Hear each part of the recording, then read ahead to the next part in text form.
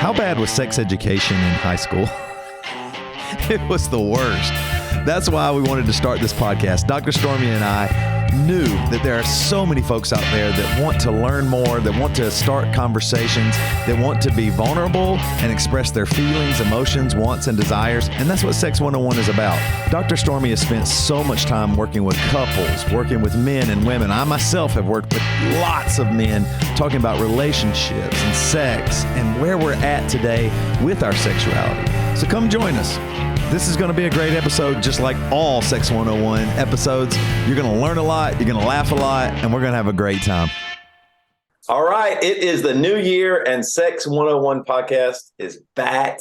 I'm excited. We got to take a break for the holidays. It was really, really cool. It's funny, I was just, I'm feeling older and older each year. I know you can't stop time, but it is funny, like, as I roll into the new year, my back's been a little more sore. I was like, what? And then my daughter, my oldest daughter, she's just a kid. She's 14 now, but she was like, Dad, I'm not going to get used to changing it to 2024. And I was like, oh no, that's what I've always thought. But I didn't know that until I was in my teens and now she's older and everything's older. And so that's why, if everything's getting older, and so we want to just be as smart as we can about having amazing sex. Am I right? Mm-hmm. Totally. This life is a long blink of an eye if we're lucky. Yeah. And so I think, we've talked about like we're all sexual beings and how we both have such a heart for having partnerships. A lot of our listeners are in coupleships or in long-term partnerships. We have our single listeners too. But how do we move through this world in a way that where we're having amazing sex and being amazing lovers and having fabulous joy and orgasms and all the things. Right. And it's a really important part of life that nobody talks about. Yeah, 100%. And I will do a little behind the scenes for you folks, you listeners out there. We were recording this episode and my computer completely crashed. And I've been podcasting since about 2013. It has never happened. My computer just completely shut off. And I want to say, Stormy did not make me feel bad at all. We've been recording. We had some great content. Hopefully that we can recover it. Hopefully you're not even listening to this. But if you're listening to this, we did not recover it. And Stormy was about as sweet as you possibly could be because we both have responsibilities and time. So thank you, Stormy. I don't know what happened, sure. You're not making me feel terrible. What does that mean, right? Clean slate. 2024 is a clean slate. This podcast is a clean slate. The sex you can have and create in your life is a clean slate.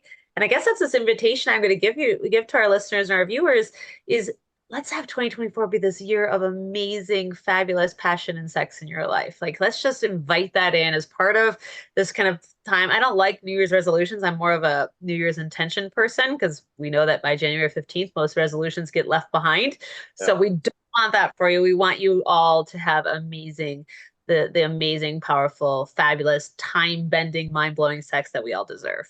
Yeah. So let's start out fresh. I'm feeling good. My computer crashed, but I am present and ready to talk about, should we go to a sex party? We're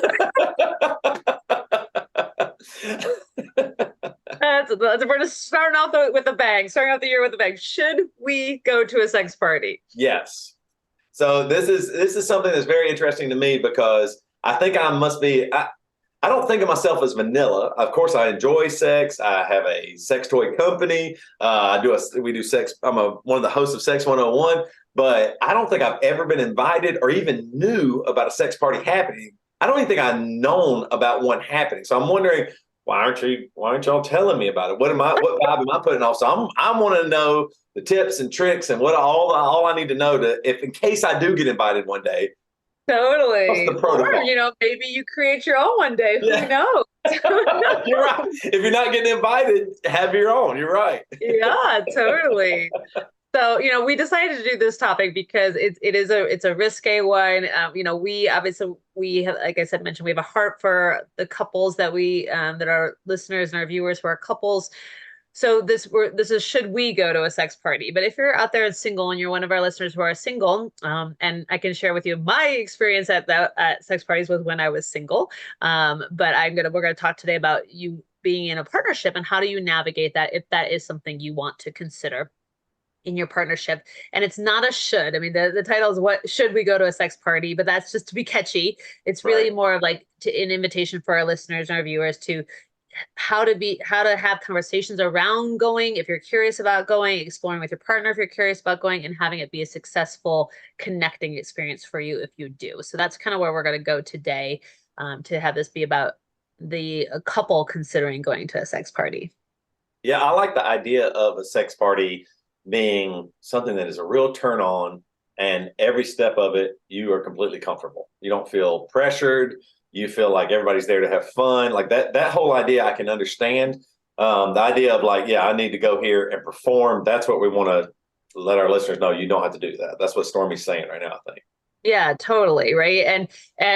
And Toby, you had mentioned before, like your ADHD, like it might not even be like a good vibe for you at a sex party, but that's because it is a very sensorial, high stimulation environment, even if you're not having sex with your partner, but you get to kind of explore, like there is a lot going on, but there's a lot of stigmas around, like you're going to go down this dark stairwell and there's going to be chains on the walls. And I promise you can find a sex party that is exactly that, but it doesn't have to be that. There's so many different kinds of sex parties, different themes, different what populations they're catering to, hetero, LGBTQ, non-binary. I mean, there's literally parties for everyone.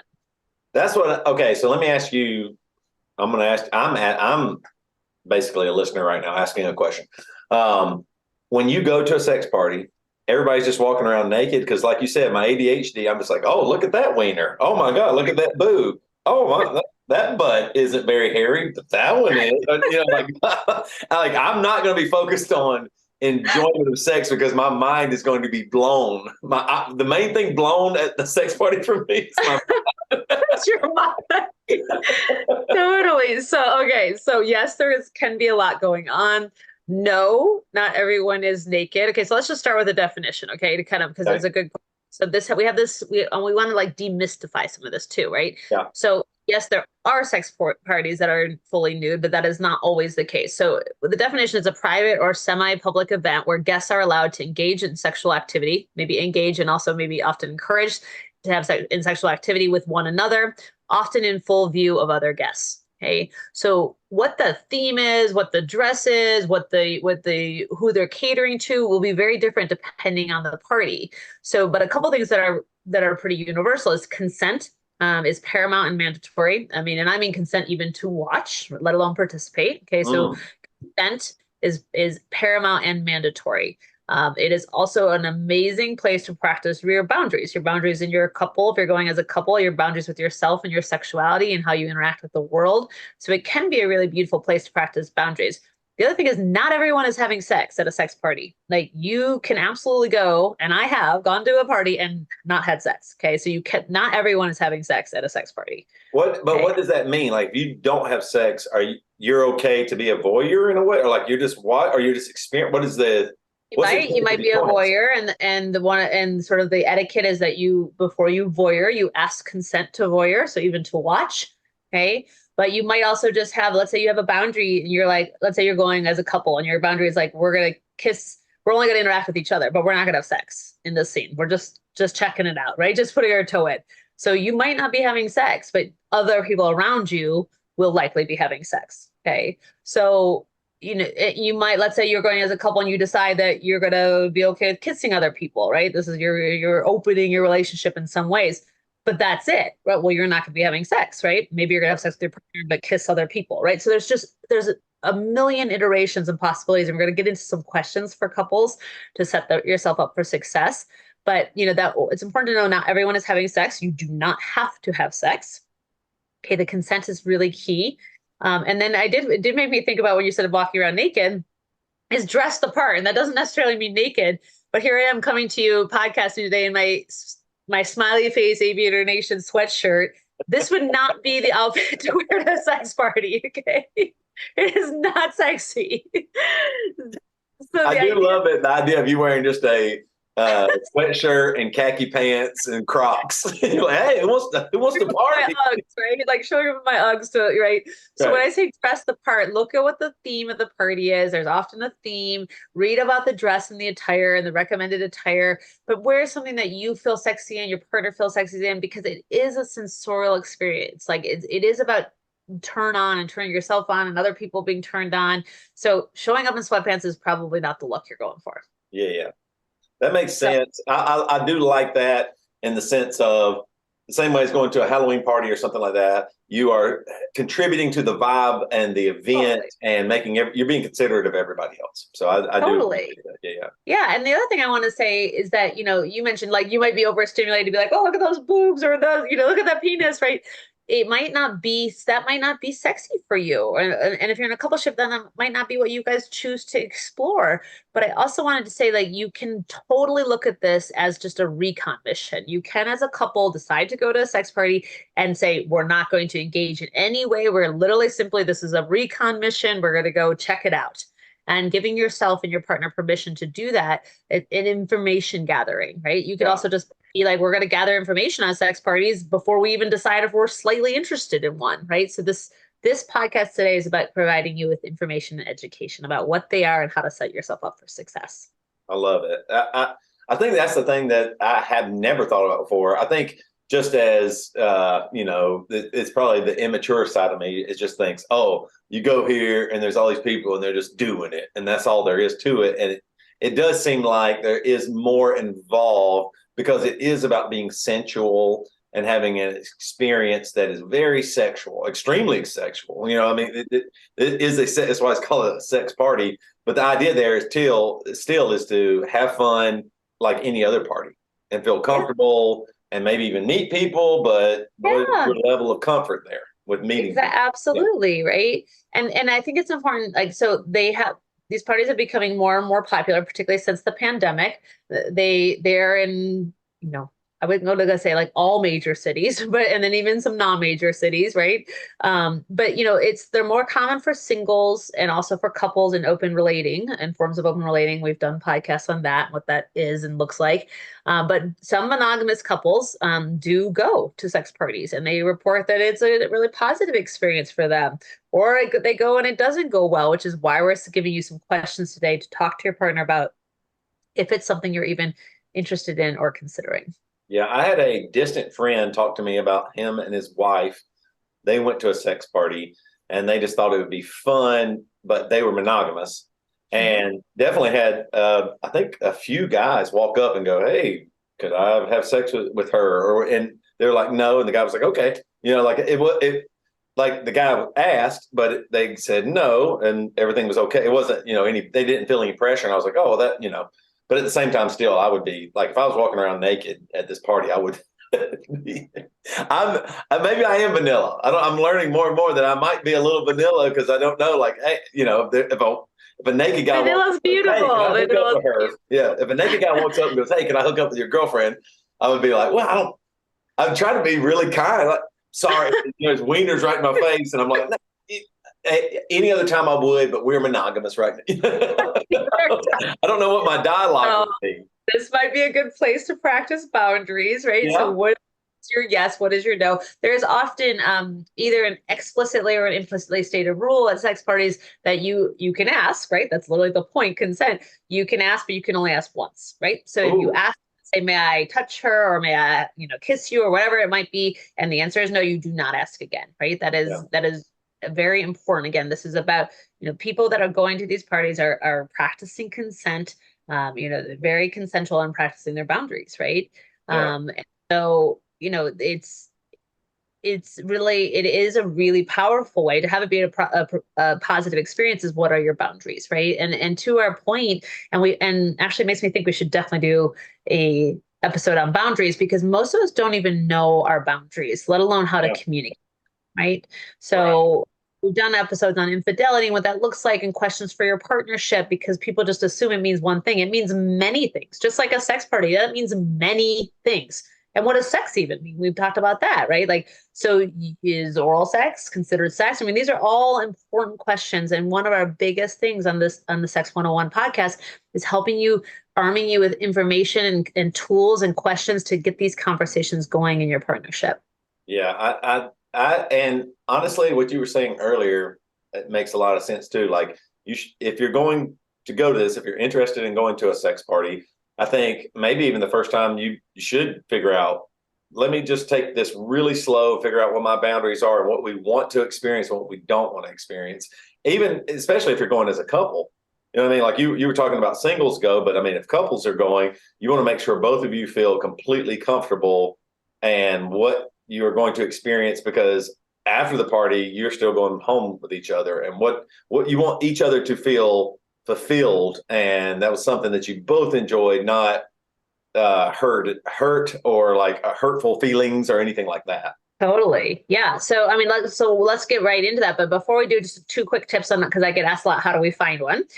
So if you're interested in considering this, like, so you can search online, right? The legalities vary state to state, but you can search for adults, online, search adult parties in your city or adult only clubs in your city. And those are kind of different terms that will often get you in the right place. There's also FetLife that you can go to that also has sex parties in the cities that would be near you or in your own city. So those are two resources to find them, because part of it is the research. If you're considering going as a couple, which party are you talking about? Because they're very different, right? So look at the specific party, find a specific party and start the conversation there. And that kind of leads me like these. Okay, so these are a series of questions that Toby and I are suggesting for you in your coupleship if you're considering going, and this happens before you go. Okay, so you want to be really clear. These are questions and conversations to have with your partner before, like literally not on the way to the party or at the party. Well, as you're walking up to the front door, like, hey, by the way, I just wanted to admit, no, don't. That's too much. No, that's literally a recipe for disaster. Okay, so just some simple things. We're just going to go through them. So are you going together, right? So if you're a couple and you're monogamous or monogamish or open, but are you going together or is one of you going, right? So that's a good place to start. And then what you mentioned earlier, Toby, like what is your desire for going? What are you wanting and hoping to get out of the experience? Maybe for yourself and also for your partnership. So really important to talk about what are your desires for going and both being able to express what your desires are for going. Yeah, that makes a lot of sense. Once again, this is what we always talk about in Sex 101, communication. Totally. This whole episode is about communication, because I can tell you to have a successful experience as a couple going to a sex party, you're going to have awesome communication. If you don't, I wouldn't recommend going. Yeah. I mean, it's really that's how important it is. Okay. So that leads me to the next question, which is what are your fears about going together? Yeah. Each sharing, what are your fears? Like, it is not like jealousy doesn't arise in these things. I promise you, jealousy likely will arise in these settings, right? So how are you going to handle that? What are your fears? How are you going to handle jealousy? These are all really important questions. Wow, that's so good to say. Like expecting something, but that doesn't mean you have to fear it. Just if you know that could potentially come up, because I think that's what probably the big takeaway would be for a lot of people is, oh, what if we end up sharing partners and my partner really enjoys having sex with this person more than me, or what if this person's super hot and I feel intimidated by how sexy they look or something like that. And those feelings as they come aren't necessarily bad. How you handle them is where things get tricky. Absolutely. And how you handle them in your partnership, because we are literally like, jealousy is like, I'm not a proponent of saying we work to this point where we're not jealous. It's actually like, can you really own your jealousy? And what do you make that mean? Like, right. So to your point, Toby, like if your partner's, interacting with someone that you're, as a woman, you're like, oh my gosh, she's more beautiful than I am. It's like, well, maybe I have some work to do on my own self-love and my own body love, right? Like because I'm in comparison with someone else, right? So it really can be a beautiful thing to point you in that direction. Talking about what are your desires? What are your fears? And then obviously getting into some more logistics, right? Which is, are you going to have sex with each other? You're going to a sex party. Are you going to have sex with each other, your partner? Are you going to have sex with others? Those are good places to start. What does sex mean? So what about kissing? What about oral sex? What about fingers? What about toys? Right? What are the boundaries in your partnership? So if you're going to just be monogamous at the party, what are your agreements for each other? what are you willing to be doing in front of other people, that sort of thing. And then if you're opening, what are the very specific parameters around opening? And by the way, I don't recommend opening at a sex party. I just don't. But if you've already opened, then be specific about what are the agreements at this party. That's a good point. Like this isn't the first. This shouldn't be the first time you try open relationship, right? No, I mean, I would just say that I'm a believer in having really long conversations about it. And if you're going to consider opening your partnership, and this is like a high energy, high stimulatory, maybe there's drinking involved, none of which I think lead to a successful opening historically. So it doesn't mean it can't happen, but I just think that, again, so if this is your first foray, again, maybe it's a recon mission. Maybe you're going to go and only be monogamous because that's what you want, or that's where you're choosing in your partnership. But what does that mean? Are you going to have sex with each other? Are you just going to make out? Are you just going to watch, right? Having these agreements with your partner ahead of time. Yeah, I really appreciated it. Several episodes back when we did listeners, if you haven't heard it, go listen to our polyamory episode. But you said you shouldn't ever try a sex party or polyamory to fix your relationship. This isn't the place to help your relationship. This is something where you're very secure in your relationship and you've communicated extensively. And now you feel this is something that could add to both of your, enjoyment of sex or exploration or whatever. But this isn't going to fix something that you need to do that outside of these situations, right? Right. I mean, these are high energy, high sensual, high erotic settings, right? Opening a relationship is incredibly complicated, can be done beautifully. I've seen it done successfully, but it's absolutely based on good communication. So otherwise, it's often a stepping stone to the ending of the relationship, and that's okay too. But just knowing that that's where you are, right? So different orientations around these things. Yep. So something else to consider is if you are opening to your relationship to other people, what about safe sex? Make sure you absolutely talk about that. If you're also going to be monogamous at this party, are you practicing safe sex at this party? Right? These are things not want to assume your partner knows. You want to have explicit dialogue about them. Yeah. Very. And if you're watch, let's say you're going to choose as a couple to just go and watch again. It's really important you even ask, because this is all about consent. It is good etiquette to even ask, and sometimes mandatory to even ask permission to watch.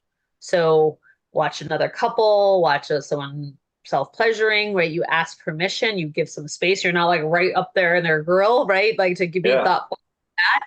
So asking permission, right, about watching. Voyeurism is a really common fantasy for a lot of people, to watch other people be erotic, right? Yeah. So that's a little bit about watching. What about mutual masturbation, right? Like, are you both willing to self-pleasure if you're going as a monogamous couple? What does that look like? Can other people watch? I mean, these are things to work through. And even these conversations can be really sexy, right? Like, let's say your partner is like, I would love for someone to watch. And you're like, that doesn't feel sexy to me. Like, there's a really beautiful place to bridge, to communicate. Like, maybe that doesn't feel sexy to me because I don't feel totally confident in my body, or maybe it doesn't feel sexy to me because I don't feel very skilled in the art of self-pleasure, right? There's so many possibilities there for really great communication. Yeah, I love that. And I love that we're bringing up, just take some time to think about everything before. And this doesn't just go for sex parties. Like whatever you're trying out for the first time, have lots of conversation about it. So because there's things that you're not thinking about right now. Like I did not think about that. Would I feel comfortable if somebody came up and just said, "Hey, could we watch you?" Like that thought has never crossed my mind. And so I'm glad you brought that up. Like, would you feel comfortable if somebody doesn't even want to touch you or be near you, but they find it sexy watching other couples have sex? Would you feel comfortable with that? And you might not, or you might feel totally comfortable with it, Right. But those conversations, definitely just have as much conversation as you can. Right, exactly. Right. And in my own relationships, when I've had conversations like this, it just really leads to really beautiful, deep conversing, right? You start to understand your partner and maybe some of their fears and insecurities. You get to share yours. You get to grow together in that depth and that intimacy of communication at the very least. Okay. And again, this might just be like, hey, we're going to even talk about this. And we have no desire to actually ever go to a sex party or even find one. But wow, did this lead to some really important conversations, right? And we are all about that at the Sex 101 podcast. And every single episode, I would say, we're on season 3 this year, is that how important communication is for great sex. Yeah. All right. Yeah. I have a question that I want to ask real quick. Sure. What is the thought process of going to a sex party? Like, what is it? Like, is it because the energy of the moment, or like what is it like? Because sex with your partner is great, and that's awesome. Like, is it going there to? Because is it an energy or something? Like, it's something that is kind of taboo, and you're like, oh, what? I mean, some people feel porn is taboo, or what? But there's a lot of taboos out there. Right. Yeah, I think it's a little bit of all of it, right? Like, it is certainly going to be a sexy environment, right? It is full of erotic energy, full of sexual energy. It's very charged. It's very sensorial. Yeah. And there is an element of taboo for most couples, for sure. Or just in society, actually, even singles, there's an element of taboo, which has its own erotic energy to it. There's certainly likely going to be an element of novelty and spice, right? Yeah. Right. So all of those things have a charge. I mean, that's the beautiful thing. We are literally all sexual beings. So it's how in touch are we with our sexual energy, right? And like, even talking about this on this podcast, like, you can start to visualize, like, wow, this is a sexy environment. Like, this has got some erotic energy to it. Okay, great. What do we want to do with that for ourselves, in our coupleship, in our life? Like, we're so averse to like working with our sexual energy, yet it is literally a part of who every being on this planet is. And so how do we start to work with it, right? So a sex party is a very saturated environment to work with that in. Do I recommend sex parties for everyone? Absolutely not. Do I think it can be an interesting thing for some people? Yes. I think it's really important to practice obviously safety and consent are the 2 most important things, right? And then also, if you're doing this as a monogamous couple, or as an open couple, does it serve your partnership? I mean, those are really important questions to ask. Or is it just a fantasy, right? Because it can also just be a beautiful fantasy, right?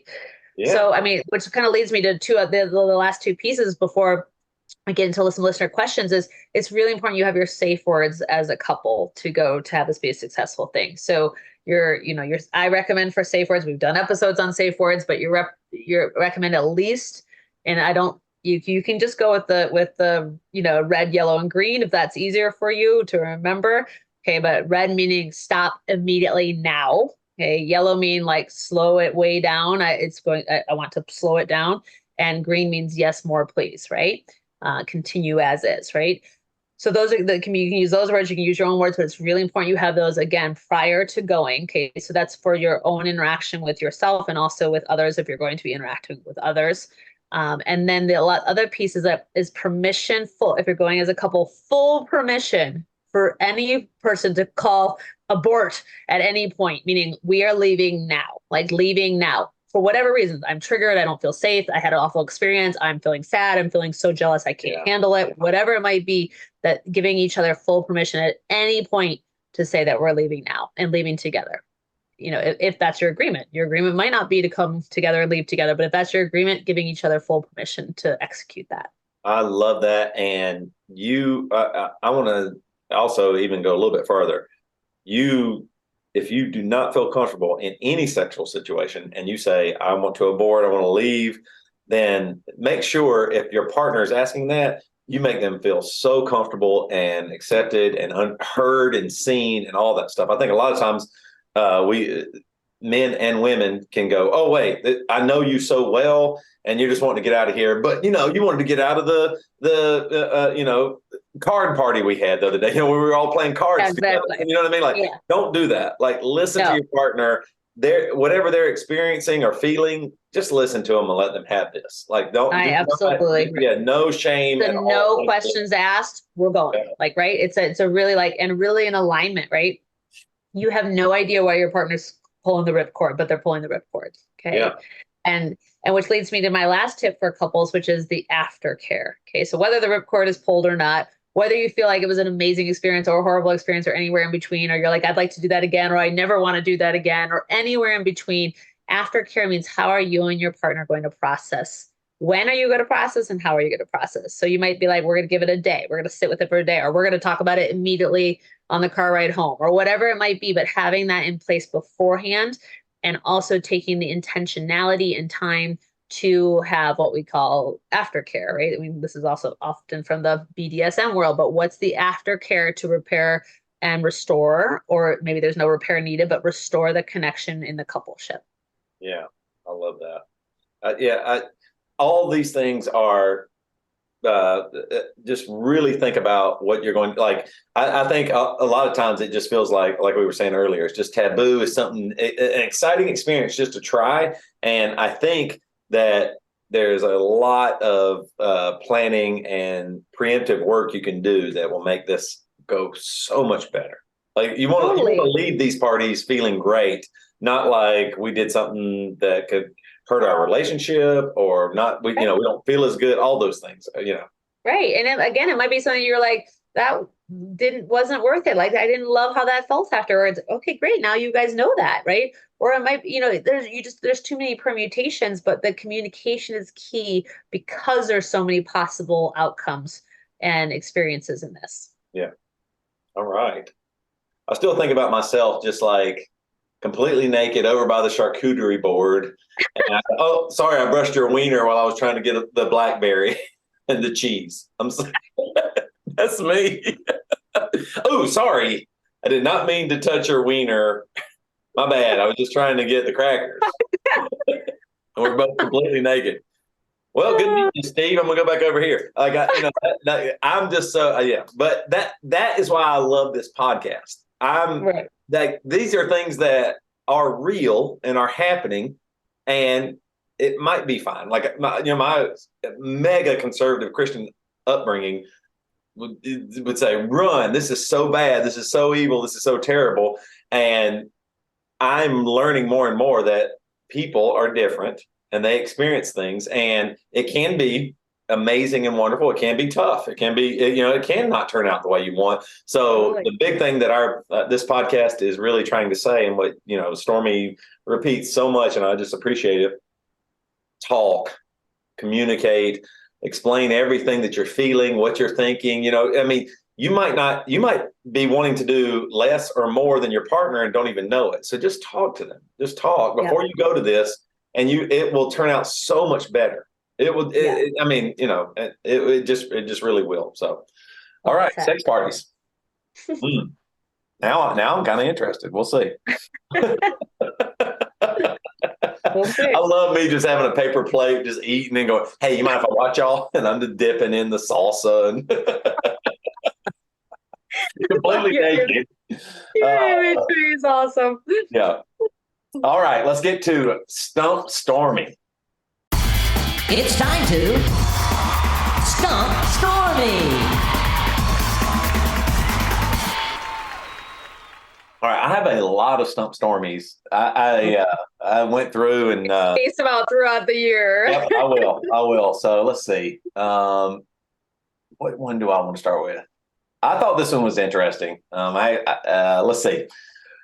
Okay, let's see. What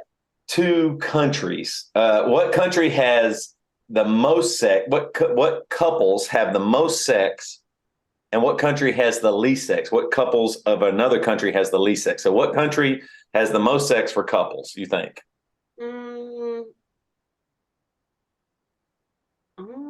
Somewhere in Europe, I guess. Maybe France? Close. Well, I guess closer than America. Greeks.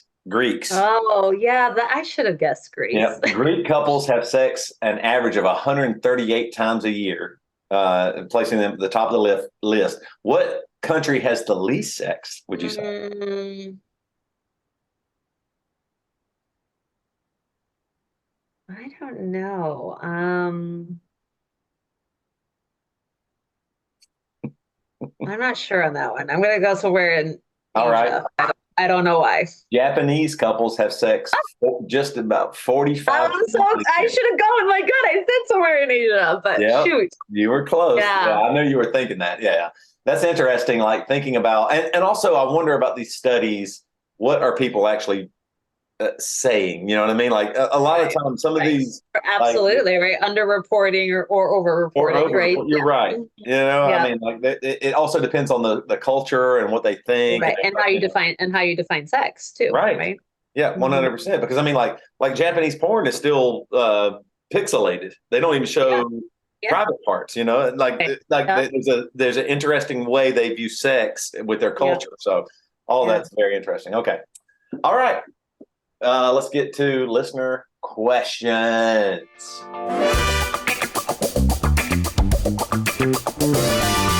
Have a question?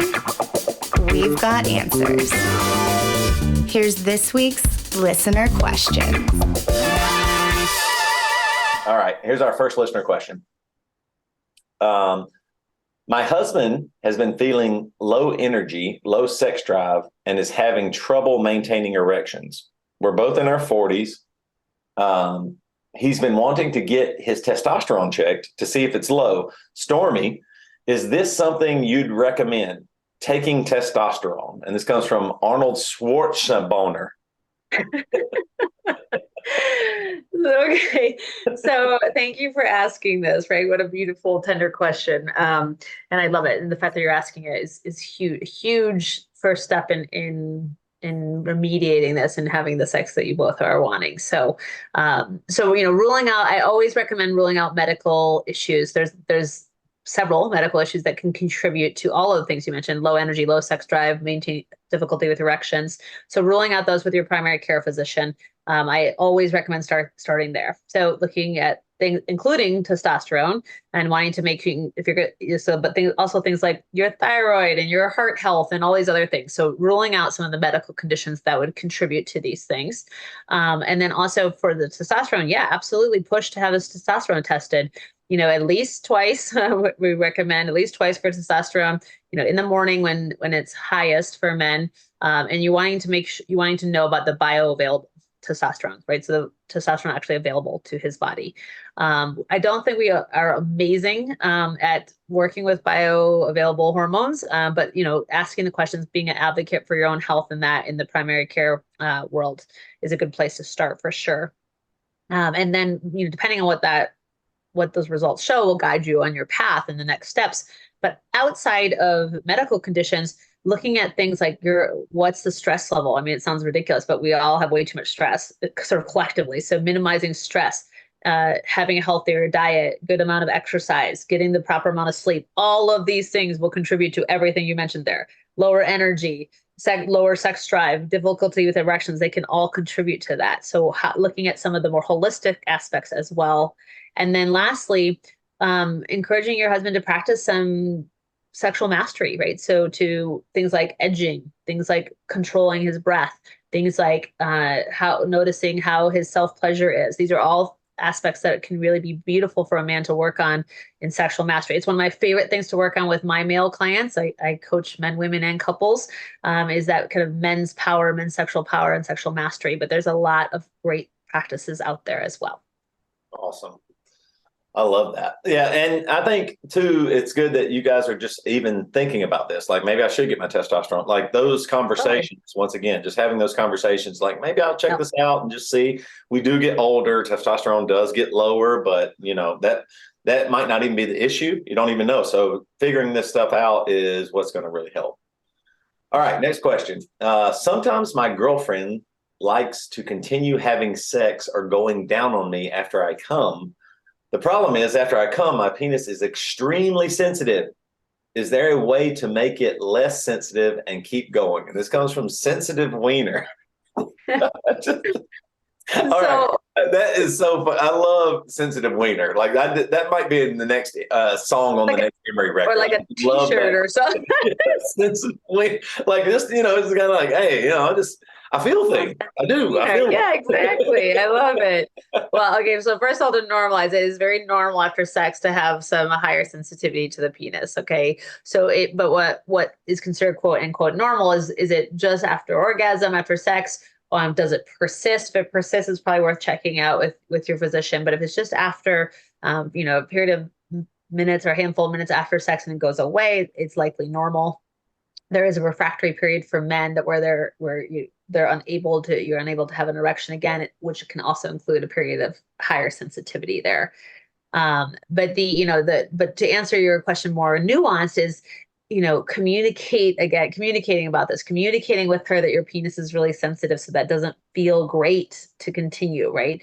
That's totally normal. So it does not make you not manly. Actually, the communication makes you very manly, and communication is sexy as fuck, right? But also to know that the interaction doesn't have to end, because often, as we've talked about, women haven't orgasm or take longer to orgasm. So you can continue pleasuring her, right? You have your fingers, your tongue, your lips. You've got other tools besides your penis to continue pleasuring her if that is also playing a factor in this. Yeah. I think the idea here too is your partner wanting to continue? Like, it is maybe she's just like, oh, this is kind of hot, just the end, making this, what we just experienced, last just a little bit longer, or, and figuring that out, like having that conversation, like if she wants to keep going, yeah, like Stormy said, you have lots of other appendages that will really work. Totally. So I think that's a great answer. All right. Feel free to email us with other sex ed questions or topics for sure, because we love hearing from you. We love you listeners out there telling us about what you're actually living through and what you're experiencing and what you're going through. So you can email Stormy at Love Deep Lab. You can email me, Toby at marriagesupply.com. You can get 10% off at marriagesupply.com with code SEX101. You can follow Dr. Stormy out on Instagram at DocStormy, the number one, DocStormy1, or her TikTok, which is how I met you. I just think her TikTok is just so good and so fun, and I love it, especially when TikTok, everybody's trying to sell you something right now, and Stormy is just giving you some great information. So definitely follow her on TikTok. Touchy Subjects with 3 S's at the end, Touchy Subjects. And then Marriage Supply is on Instagram as well, the.marriage.supply. And Stormy, you got some stuff for the listeners as well? Yeah, so I just wanted to start off the new year. We have a personal development series of 12 guides that are videos, meditations, worksheets, just inspirations that you fill out, interactive journaling on 12 different personal development topics, about 8 of which are in the very sexy realm and 4 of which are more on the psychospiritual realm. But normally we charge for those, but just for this new year, just shoot me an email, Stormy at lovedeeplab.com, and just put my free guide in the subject, and I'll send you the 12 topics, and you can let me know which one, and I'll send it to you for free. So we're just going to do that just to start the year off right and start your personal transformation and growth off right. 100%. All right. Thank you guys so much. We're excited about this year. It's going to be a lot of fun. And remember, knowledge is power, sex is power, And the world needs more of both.